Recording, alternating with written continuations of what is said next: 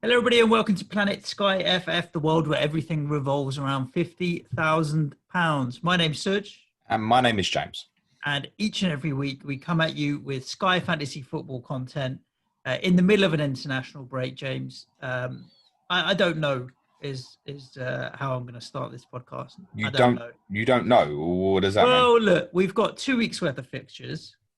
Yeah. So 8 match days. Yeah. I've got captaincy coverage for all 8 match days. Yeah. We don't know what's happening with December and January yet, although they have said that they're going to release December and January together. So I feel like nothing doing. Like none of my team have COVID or any injury issues. Touch wood, Yet. thank God. Yeah, true. But touch wood, thank God, because as you see teams that have got quite a lot of players that are potentially out. All I've got at the moment is one tight hamstring in Andy Robertson. And I've got captaincy coverage, and I can't plan further ahead because I don't know what the fixtures are. So it just feels like this year with Sky, because of the nature of the beast, it's going to be a little bit different. Part of me is now thinking then to be a little bit more aggressive in where we were holding back so many transfers for the second half of the season where it could be chaos. It's so unknown. There's a bit of merit in if there's a couple of good 2-for-1s, 3-for-1s here to use, then I might just use them up. But again, we can't pick out any 3-for-1s because we don't know the third week's fixtures. That's where you're a little bit incorrect, sir. Good. Tell me. So, I mean, give you 2 examples right now. This sort of Sunday, Monday feels like exit Tottenham time, potentially. Mm-hmm. I can tell you now that if you go to a West Ham United or a Leeds United player, you will get 3 games of them before you get the third Tottenham game. So you will miss Tottenham versus Chelsea and you'll get 3 games of Leeds or West Ham. I can guarantee you that because now. We're definitely playing on the Friday or Saturday. And you're going to be playing on the Sunday or Monday. In match week 11, you've got Manchester United at home because they're playing in the Tuesday on the Champions League. That will definitely be a Saturday. Same applies to Chelsea versus Leeds. Now, obviously, Chelsea and Manchester United are playing on a Saturday in match week 9. So the game is West Ham Leeds. So if you suddenly get the call that, like, you're sitting there with Harry Kane and you think, oh, I don't really know where to go. I mean, 3 games of Antonio against Sheffield United, Villa, which might cover you a Monday captaincy for some, and Manchester United at home. And then you can make the decision before Tottenham play Arsenal when you've got more information. Similarly, Leeds, right? So most people who are on this podcast have probably got Dallas or Ayling or both or some sort of Leeds coverage. But I've really started looking at Patrick Bamford for similar reasons. Mm-hmm. And of course, you've also got Palace, who are of serious interest at the moment. We know it's going to be Monday, Friday. Yep. If you haven't got any coverage for Friday night particularly, you know, even if you got Zaha in for, say, Kane for Burnley away, then captaincy versus Newcastle. And the West Brom game, in match week 11, which is the third really enticing fixture that they have, could fall on any day currently between Friday and Monday. Now, there's a good chance, I spoke about this last week, I know Ian Parrin thinks similar, that Tottenham and Arsenal might even be the Monday night. It definitely won't be before the Sunday because Tottenham play on the Thursday in Europe. So there's definitely gains to be had. We can look further ahead. I've said before, match week 12, there are currently 3 fixtures that will definitely be on a Sunday. If we go into the Wednesday on match week 13, there are 4 fixtures that will definitely be on the Wednesday. And even in match week 14, there are 3 fixtures that will definitely be on the Saturday. So we can start mapping some of these things out. We are just waiting for, obviously, the confirmation. But to say now that there are no 3-to-1s to be had, I'm saying now there is West Ham and Leeds over Tottenham, definitely 100%. Yeah. Or see, the Crystal Palace thing I completely ignored, mainly because I've got Zaha sitting there ready and waiting. Yeah, you're in a blessed position. So for me, that was like, oh, when I saw the Newcastle fixture and the other guy, I was like, well, yeah, already sorted. Thank you very much. I even thought about you with Gator there, done and dusted. If you don't really want to make the this is why I chose him. It was the elimination at the overhaul period of knowing between sort of Pope, Patricio, Gator, and there was one other I was considering. I forget who it was now. But looking at it and identifying that Palace were most likely to have the most single game days against teams that I wouldn't have someone from the opposition to cover me. That's why I went for Gator. To be honest, it's opened up so much that if you don't have any Palace coverage, buying Wilfried Zaha looks almost obvious, or buying some sort of Crystal Palace coverage. To say that you've got two, I mean, essentially, with if you had no coverage, Wolves, Southampton as well, and you got a Palace player, you're looking at potentially captain, missing Tottenham versus Chelsea if you move off, say, Kane, for example, and then highly likely another Palace fixture against West Brom before Tottenham play again. I mean, it doesn't actually get that much clearer than that, in my opinion. It doesn't have to obviously be a Tottenham player that you sell, but the fact that you're missing Tottenham away to Chelsea is better than missing many of the others, for example. Anything else that you've noticed that is of interest? There's a lot of things I want to change in my team. I said last week that by the time I got here, I'd know what I wanted to do. But I think the COVID and international situation, obviously recording Wednesday morning, means that this is a sit tight till Friday night, probably before I make any final decisions. I've mentioned Patrick Bamford as a player who's interesting.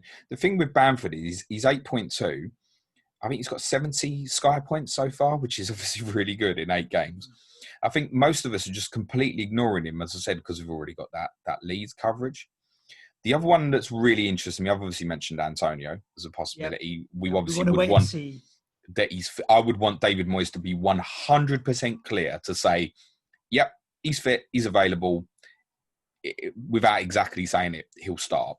Yeah. And if that's the case, there's a good chance I'll go into him, because obviously I'm sitting here with Kane and Son.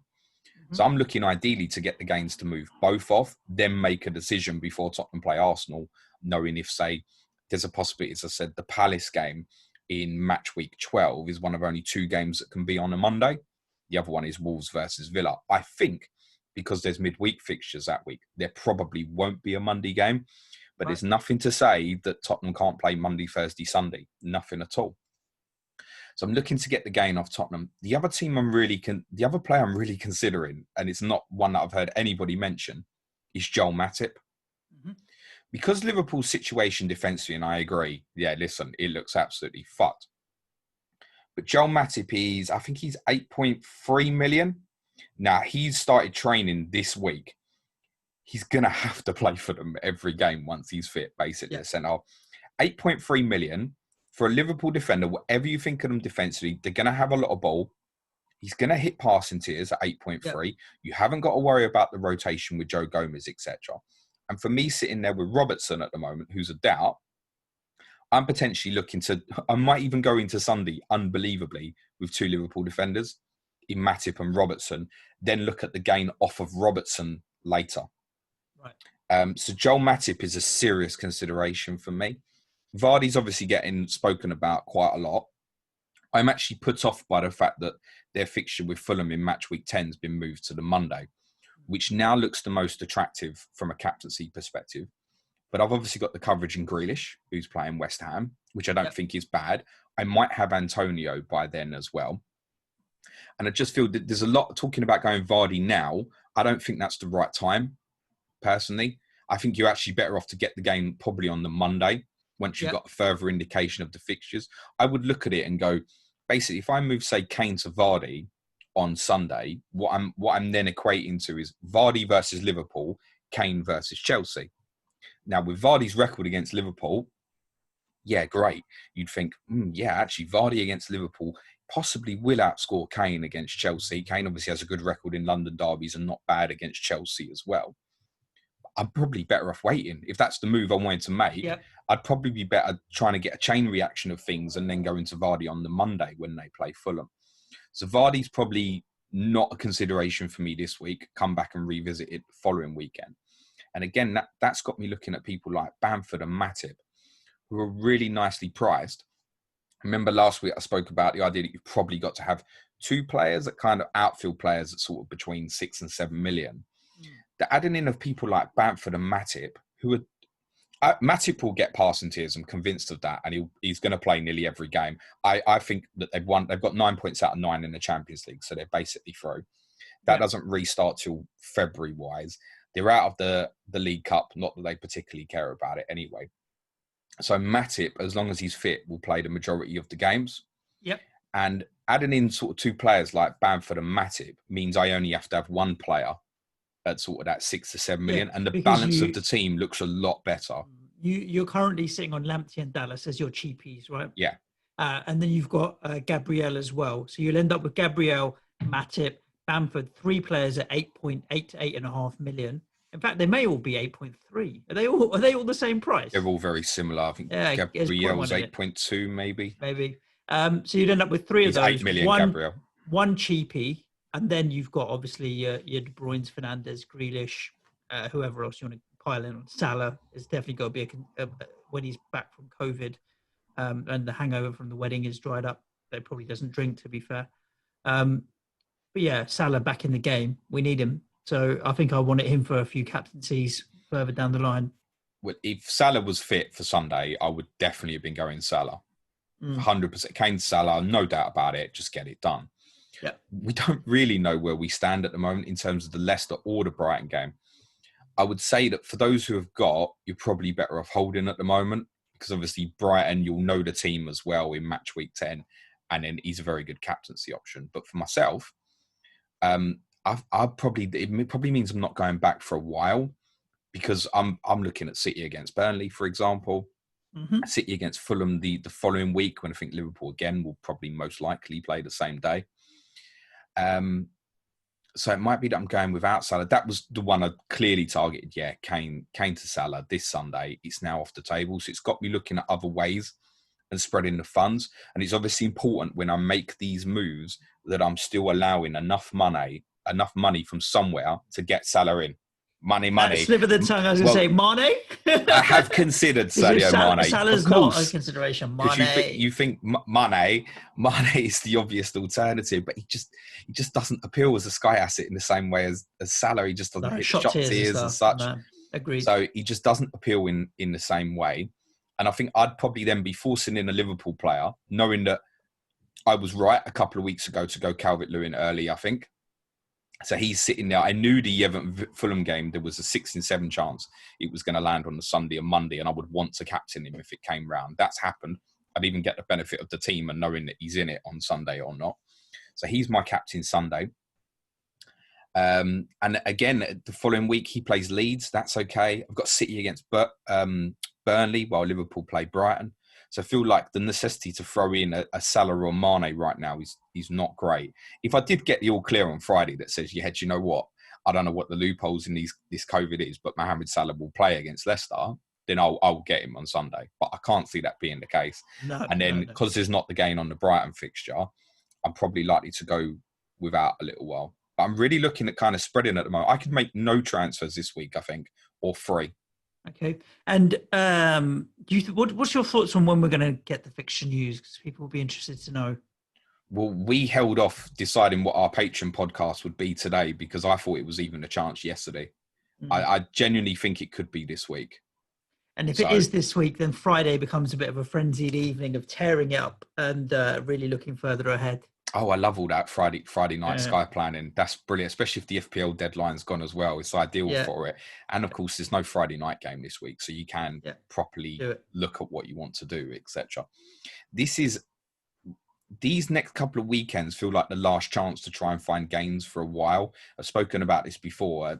It's kind of idea, I kind of want to term it now as Dead Christmas, where because there's so many games over a short period of time, there's likely to be less gains of a 3-for-1. I've already kind of spoke about that idea that Palace and Tottenham in match week 12 is, I mean, technically it's a 50% chance it'll be on a Monday, but I don't think there'll be one. So it's probably more like 15 to 20% chance. But in that case, then Tottenham are going to play Monday, Thursday, Sunday. There's no way around it. So in terms of finding a gain there's unlikely to be some. There isn't someone who's going to play only once in between, for example. So over the Christmas period, you're going to get a lot more of that in terms of teams having the same spacing. So if you take Boxing Day as an example, is the 26th of December, and then there's another set of fixtures on Monday, the 28th of December. Anyone who plays Sunday, the 27th is obviously not going to play till at least the Tuesday. But again, finding these gains around that Christmas period, it's going to be more about putting out fires over that period probably. So I really think targeting up to between sort of now and game week 13, as in match week 13, that's kind of where the gains are going to be. I really don't think there'll be that many. And then once we get into January, etc., we're looking at quite a number of situations where we've got weekend, midweek weekend, same thing's going to happen again, most likely. So I'm really not shy in trying to find the gains now. And I know that really, if I go through the weekend and sit with Kane and Son still in my team, it's probably a mistake. Okay. So that's interesting that you've basically gone against my can't be bothered to do nothing because I don't have the longer term fixtures. So I'm going to have to sort my team out now, James. I'll send you my planner, mate. Lovely, jubbly. Or you could just look on the Slack channel, you idiot.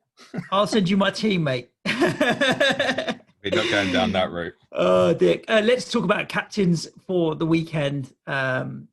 It's longer than the weekend, isn't it? It's 4 bloody days. And then we'll get into some Twitter questions that we've had in as well, because I'm sure people are going to be interested in this. Saturday. It's 3 days, sorry. Saturday. Bruno. Yeah, I'm not keen on it. Last time you were not keen on it, he bloody returned 38 points. It is very, very true, yeah. I mean, look, he's forget the two in the middle, the 2 pointers against Chelsea and Arsenal, the 18-point captain for 36 at Newcastle and the 19-point captain at Everton shows you the worth of having Bruno Fernandes. I think by default, and because of his ownership, I mean, his overall ownership is over 40%, it's going to be really difficult to go against him on Saturday, I think. I'd be tempted, potentially, by a couple of others, like Grealish against Brighton. But I just think the weight of Fernandes probably means this is not a week to go against. Similarly, if you're sitting there with Werner or Ziyech or someone like that, I don't think this is the right one to go against. Of course, you've got the Spurs City assets playing against each other. I mean, Kevin De Bruyne, any game, any time, right? This doesn't feel like a game to go against Bruno. He's going to be heavily captain. So I think it's going to be Bruno for me Saturday. I'm especially not going to be clever about it again after nearly not doing it against Everton. I've got 3 in that City Spurs game in De Bruyne, Kane and Sterling at the moment. Sterling, obviously, precautionary withdrawn from the England squad. I don't feel comfortable with any of those. Grealish is tempting, but you're right here. It's not the time to be messing around. What about the Sunday? Calvert-Lewin for me. Okay. That's a good option that you've got there with Dominic Calvert-Lewin. I'm going to end up... I've got 3 defenders to choose from. Andy Robertson, Stuart Dallas, or Gabriel. For me, I think I'm going to go with Gabriel. It's going to be the safe, easy option. I don't think you pick up passing tiers, mate. Yeah, I'm looking at it thinking the Leicester front 4 or front 5, whatever it may be, are going to be really hounding them. So whether or not he's going to get time on the ball is going to be tricky. But then I don't really want to go to Dallas. Do I think Robertson's going to get anything from the Leicester game? It may be Robertson, actually. It may be Robertson. To be honest, from those 3, I'd go Robertson. If I didn't have Calvert-Lewin and wasn't making a move to get someone like him or Antonio in if past fit, or I didn't have Aubameyang. If you're sitting there with Aubameyang, it's a very reasonable shout, by the way, in spite of what his form's been like, although I'm concerned if you're sitting there with Aubameyang at the moment. Then, yeah, I'd still go Liverpool defensively. I'm not as hyper about it as everybody else is in terms of it's going to fall apart.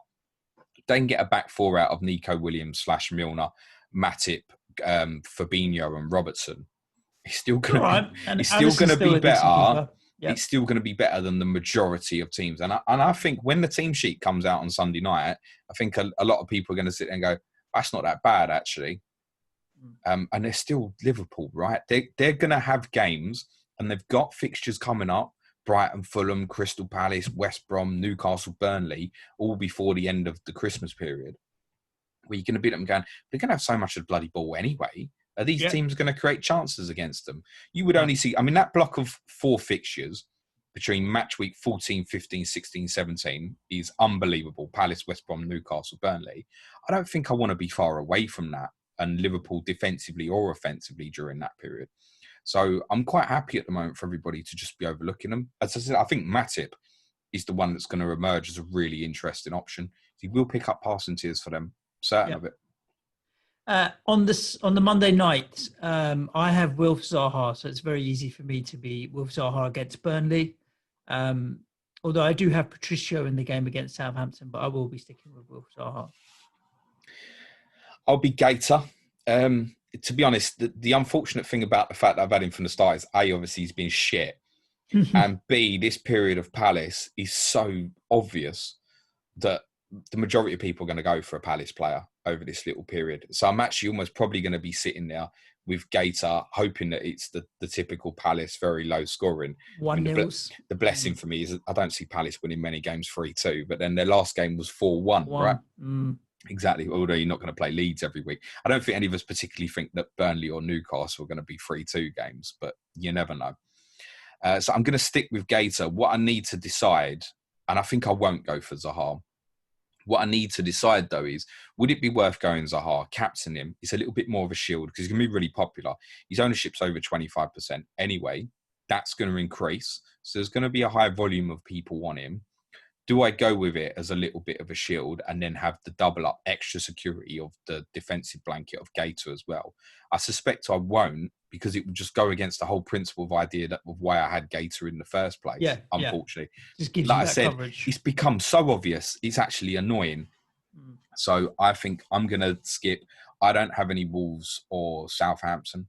So I'll be going Gator, almost definitely. And the same, obviously, for the Friday night game against Newcastle as well. Would you favour a Wolves or Southampton player over Burnley Palace? I'd favour a Wolves or Southampton over a Burnley player, sure, but not over a Palace player. Not over Zaha. Would you favour Jimenez or Adams over Zaha, for example? Perhaps, yeah. I don't think I would. And again, I think it's because of the ownership. You'd be better off just going with Wilfried Zaha. I think if you've got that dilemma. Interested to see what Zaha's ownership is. Let's have a cheeky little look here. 25% owned at the moment. That will probably go up to 32%, maybe 35%. That judging by some of the transfers, obviously Dan Cox highlighted on Hub on Sunday, and the stupidity going about people. Was it 20,000 people had bought in, like, between them, Kane, Ziyech, and 2 other players during this period of fucking nothing? It's bizarre. Judging by that, in terms of the engagement of players, actually, no, it probably won't go up that much, or it really should. Let's have a look at some of these questions that we've had on Twitter, shall we, James? And we've got quite a few interesting ones here as well. Leon Hobson, is your boy Harry Kane a long-term hold, and why? Well, we know the answer to that's no, isn't it? Because you've already highlighted he's one that you're happy to move on.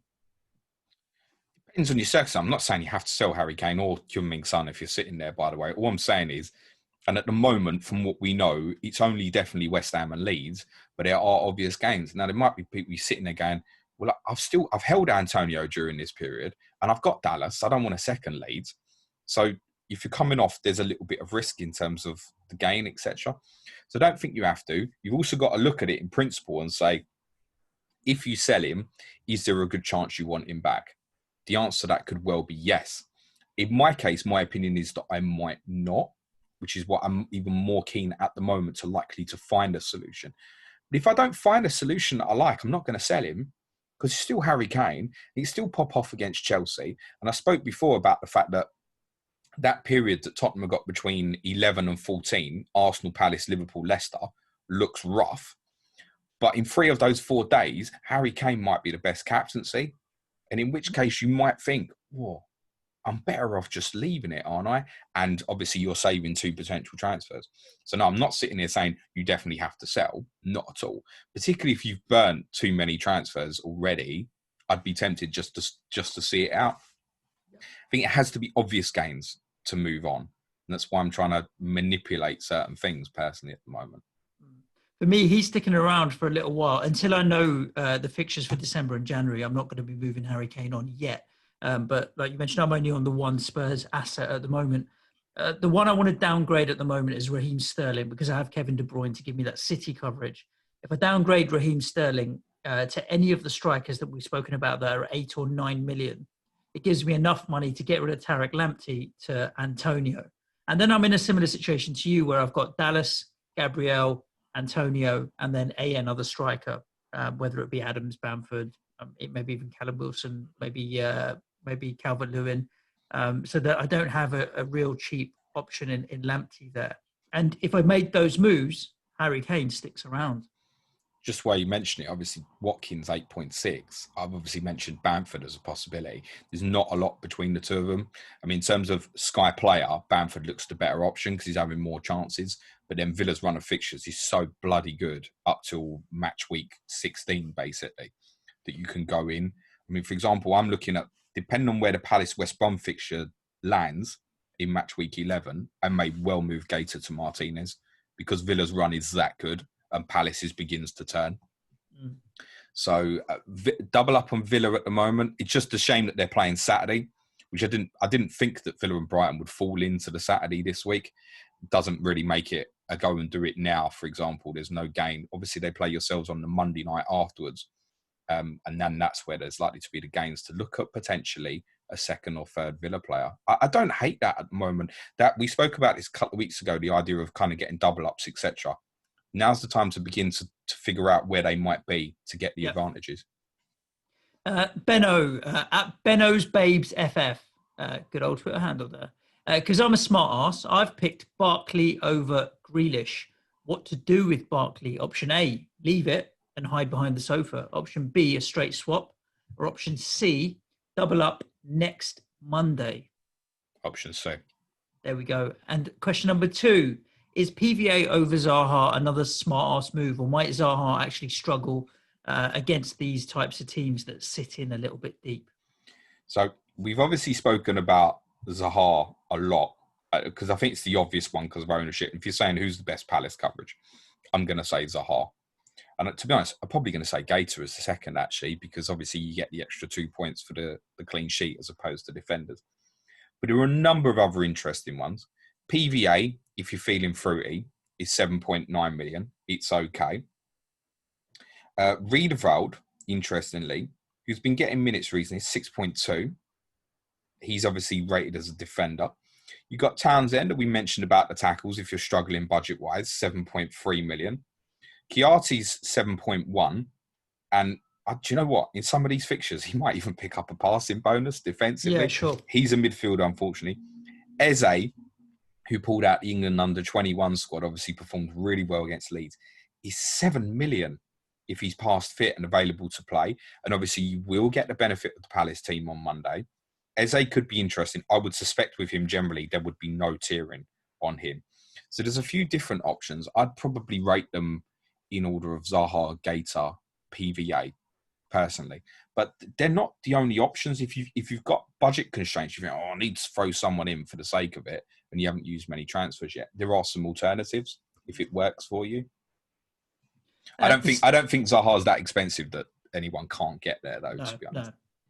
No. The season keepers, if you had to pick 3 players to specifically target in the next few weeks, who would they be and why? Oh, that's a good question. Over the next 3 weeks to target specifically? It says over the next few weeks. For me, Antonio's one, assuming he's fit. I definitely want to get Antonio into my team. Yeah, he would be towards the top. I mean, what we have to remember is Suj, not everyone's got the same players as us. So, I mean, of course. Come the West Ham fixture in match week 10, I mean, Grealish, if you haven't got, get on, I think. Mm-hmm. His ownership is only going to keep going up, I think, Jack Grealish. And that's where the next real gain is, that match week 10 fixture away to West Ham. So I think Grealish, Antonio, yes. Ruben Diaz, for me, is the one I really want to get to as well and work something in.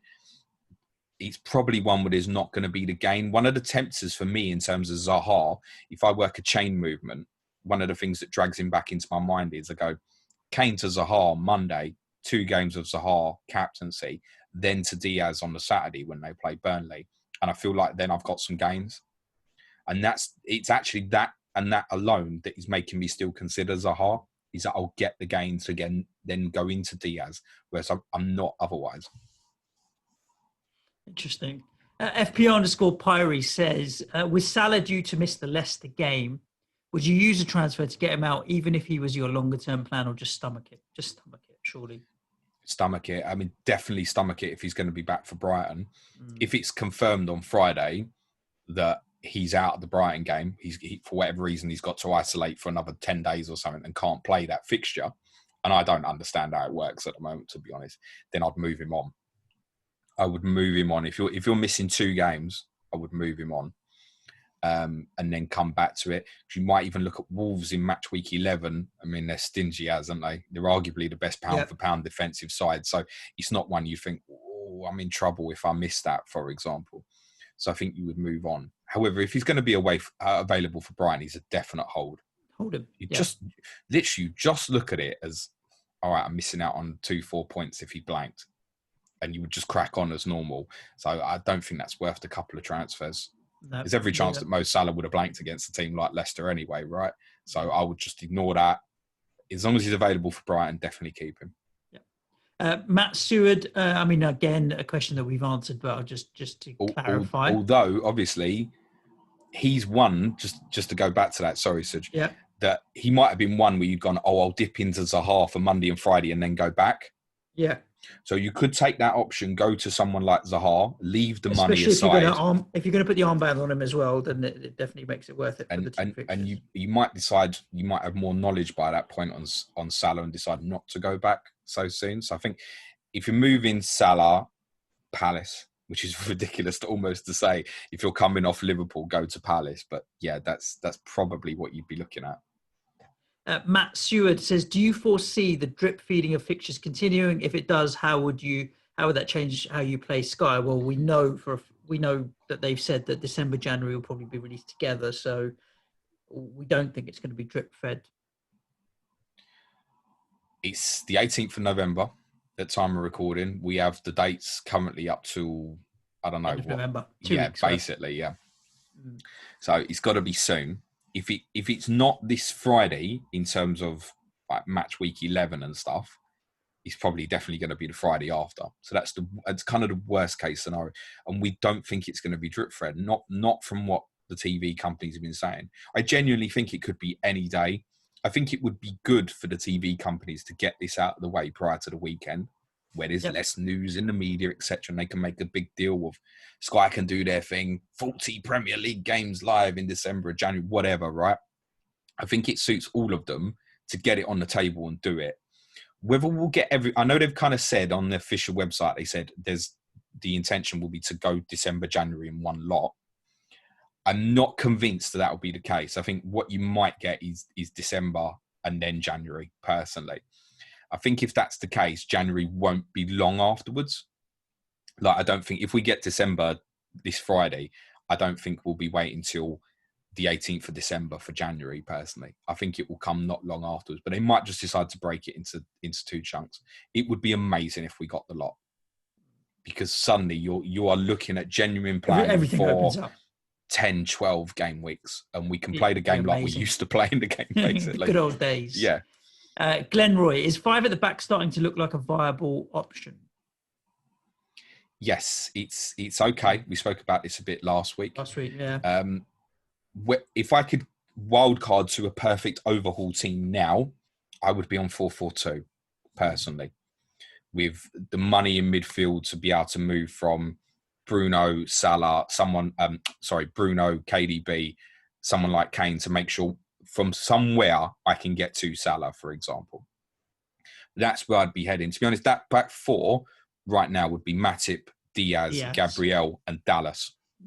That's where I'd be at as a back 4. So I think for me to do that, though, would take a number of manoeuvres. I'm looking at getting Diaz and Matip into that team, and somewhere along the line, Lamptey would get removed. I mean, there's obviously got to be some juggling of money there, so it's more than just 2 moves.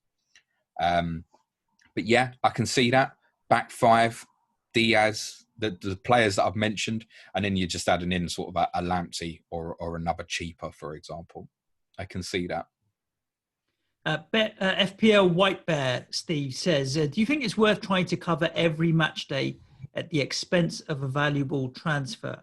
At some point, we have to stop thinking that transfers are valuable and understand that they're there to be used, right? So yes, we do need to use, like sitting here a quarter of the way into the game with 33 transfers, I don't feel like I need to hold back if there's a couple of good moves to be made. Correct. So I can cover Monday with Adams at a very defensive Wolves, or transfer him to Zaha instead and captain him the following Friday. But it would leave me with only 31 transfers. And let me add to that Amrai's question as well. If you have a Wolves player for Monday, do you think you can afford to ignore the captaincy or Palace Newcastle's Friday night game? And should we rewind back to, like, if you own a Liverpool asset, you could get 2 games and maybe more in the interim. So how many questions am I answering now? it's basically, can people skip the Friday Palace Newcastle, or is it worth diving into Palace to get the captaincy on? Get them in. The other thing is, and we don't know yet, right? But it's not unthinkable that West Brom Palace could land on a Friday as well. It would be surprising, considering they've got Monday, Friday coming up to then have another Friday. It would be surprising. Yeah. But it is possible. And imagine that. Imagine you haven't done it, and then next Friday when Palace Newcastle comes round, and then obviously you know that the West Brom game's on the Friday as well. And trust me, you'll be sitting there thinking, well, I have to do it. And then you play with your head and you think, but I've missed the Monday. I could have had the Monday for free. It might be that even whoever you move off of, say, Palace West Brom's the Saturday, they might not play till the Sunday, for example, in that match week 11.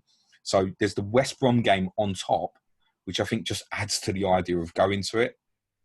You're unlikely to be in a position where it's a bad escape for Palace afterwards as well. There are so many pluses, genuinely, to getting Wilfried Zaha.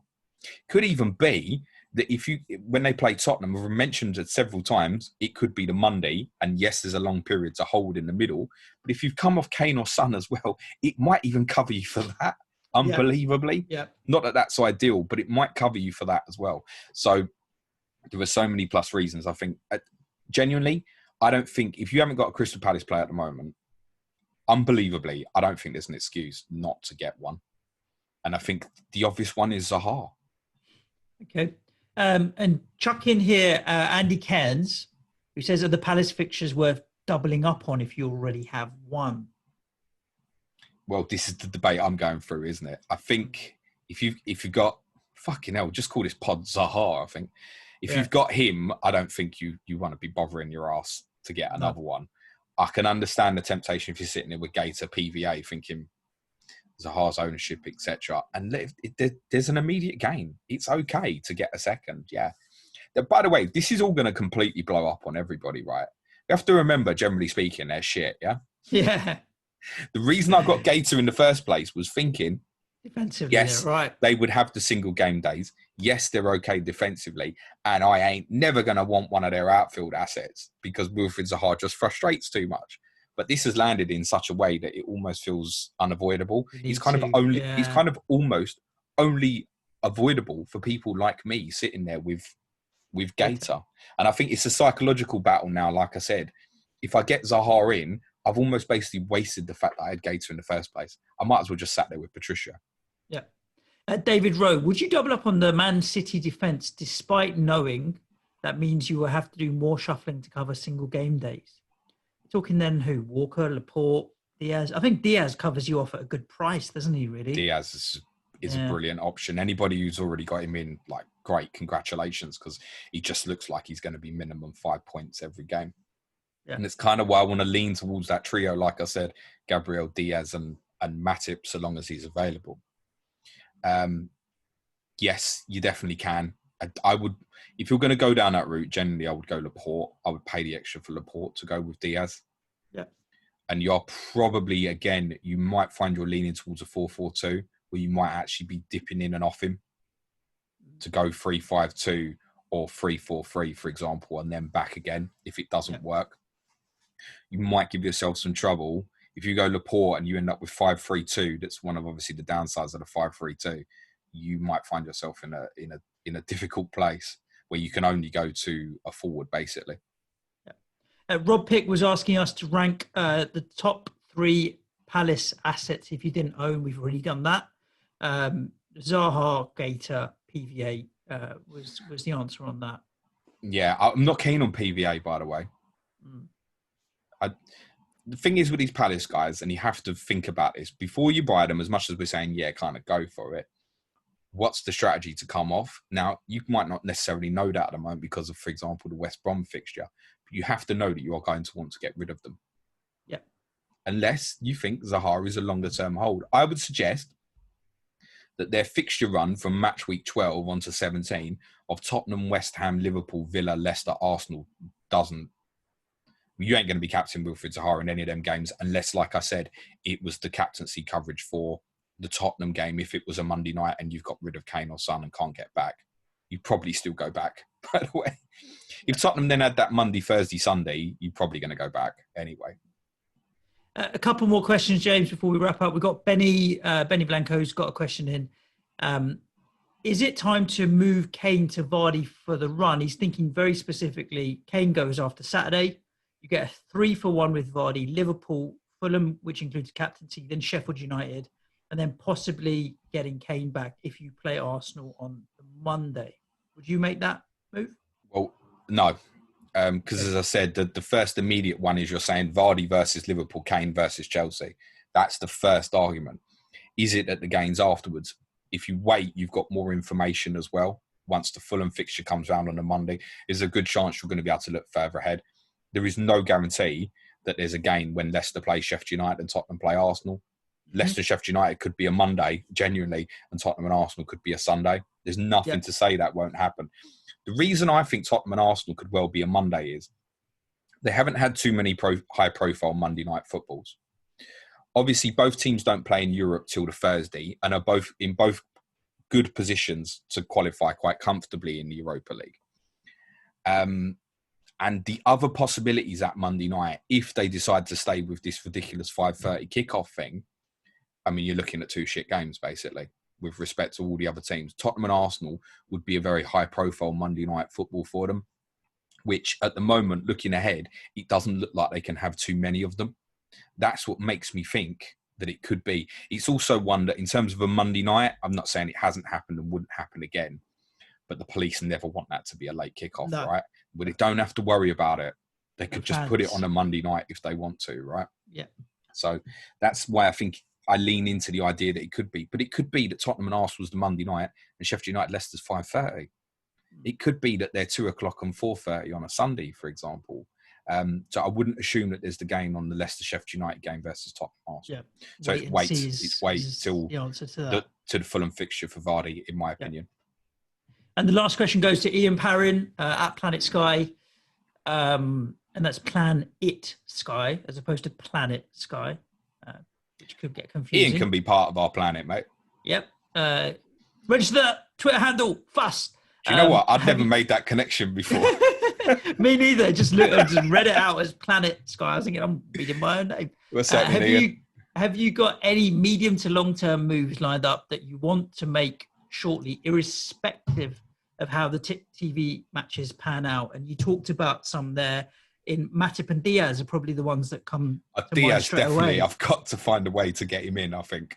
So definitely, he's the priority, but I also want to try and manoeuvre something to make it better and a little bit more worthwhile. He's the one I want the most. Matip is something I've come back to looking at because of obviously Joe Gomez's injury. It wouldn't. He's cheap, right? He's 8.3 million for a nailed Liverpool centre half. Yeah, I think it's all right. No, it is. It's decent. And nobody seems to be talking about him at the moment. So Matip, I also like what I said, the idea of people like Bamford, Antonio really opens up value proposition ideas to get away from a Tariq Lamptey, for example. If I start getting two of these guys in, if I move from Kane and Lamptey to two of these guys at 8 million, it opens the door and the team just looks stronger, generally speaking. Yep. There we go. So there's a rundown of our kind of initial thoughts for the next week and a little bit into the week after. You never know, by the time we record next week, we could be looking at December and January fixtures, at which point we'll probably be recording a little bit longer and give you a longer term view on what is going to be happening. Yeah, absolutely. Oh, yeah, shit. Fulham and Newcastle's a Monday night in match week 14. What are we going to do? Bye. That sort of thing. Yeah. Yes. Wherever you are, thanks for joining us for Planet Sky FF. Tomorrow, Clash of the Correspondents, Ricky Saunders talking about Tottenham, Johnny Pringle talking about Manchester City, and then on Friday, again, stay tuned for James's live stream. But mainly just leaves me to stay safe wherever you may be. Ciao for now. Thanks, everyone. Good luck. Cue music, please, man-child.